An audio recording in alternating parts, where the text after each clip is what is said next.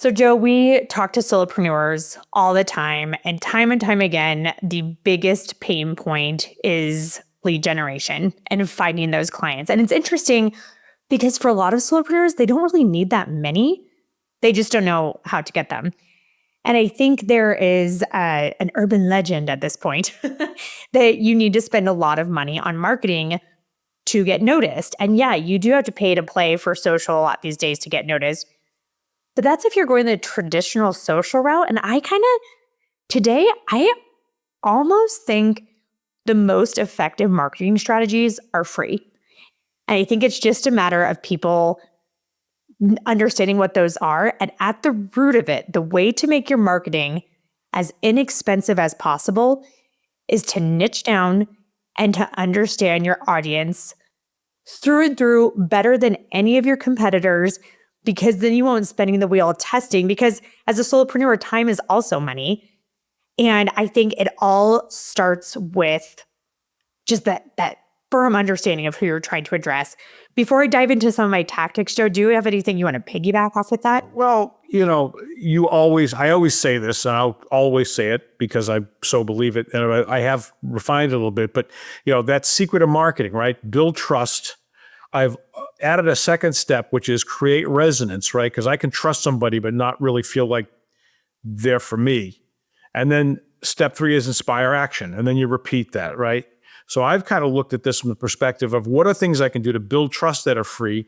What can I do to create resonance that's free? And what can I do to inspire marketing that's relatively free? Inspire action that's relatively free. So that's how I kind of attack this question personally. But I'd like to hear what you have to say, and then I'll kind of walk through my stuff. I think at the end of the day, it all goes back to relationship building. As a solopreneur, you don't need to send out a gazillion marketing campaigns. You need to establish those really strong relationships with just a handful of individuals.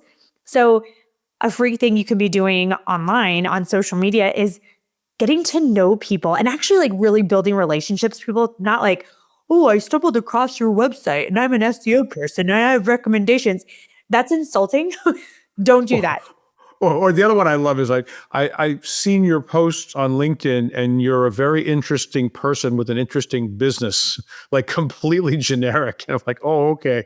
And then they have 7 people that they're linked to one. But commenting, I was a part of this Grow the Podcast course. And one of the recommendations that they had was just to get in there, comment on people's posts that are within your niche, but like real comments, not just saying, oh, cool, or anything like that, but offering something insightful so you get on their radar. And then building those relationships, because then people will know who you are. They'll refer you more. I mean, getting that referral engine going is so important because then that's less work for you.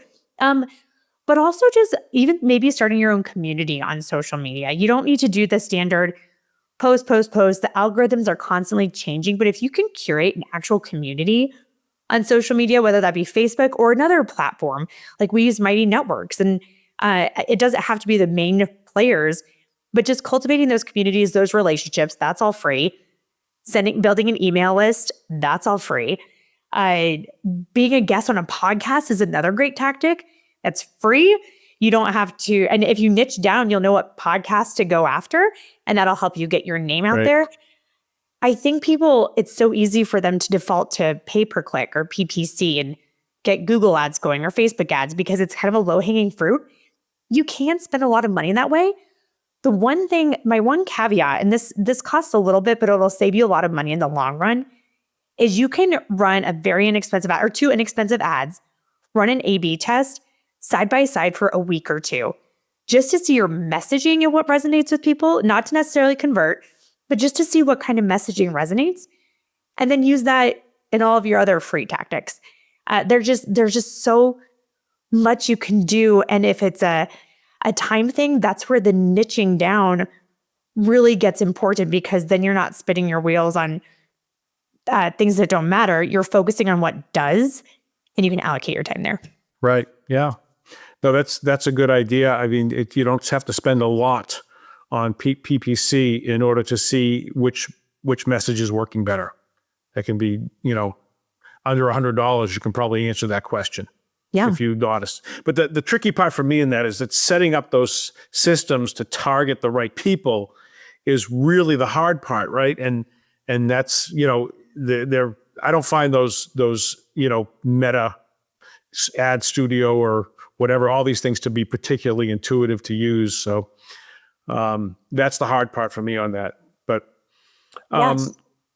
so for me, again, I said, I kind of thought of that in the 3 steps: build trust, create resonance, inspire action.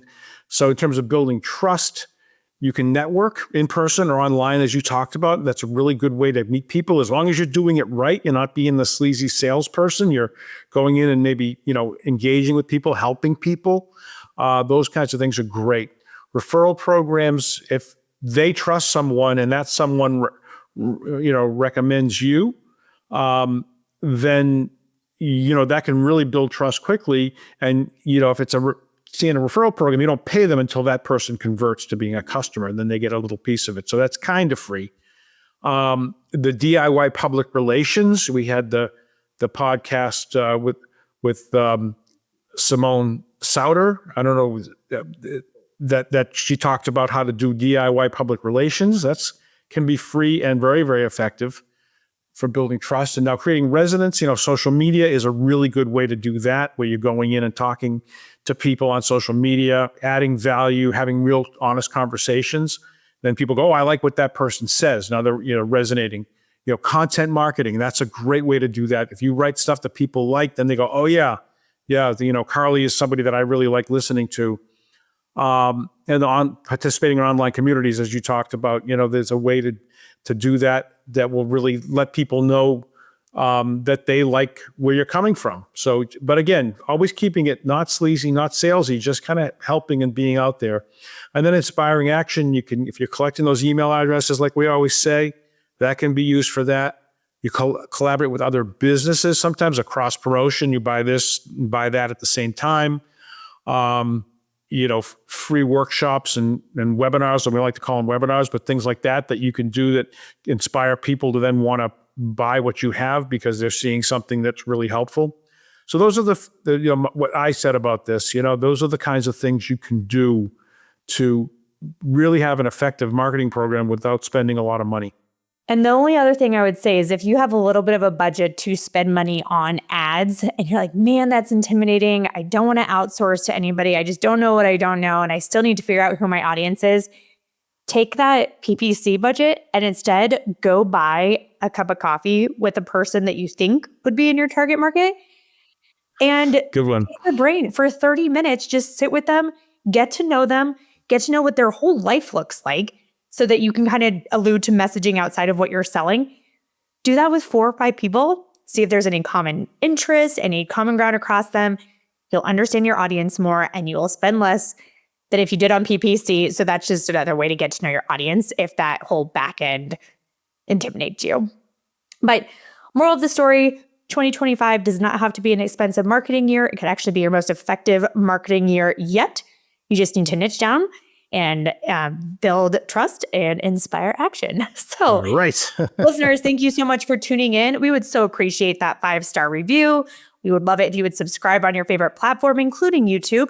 And we'll see you next time on The Aspiring Solopreneur.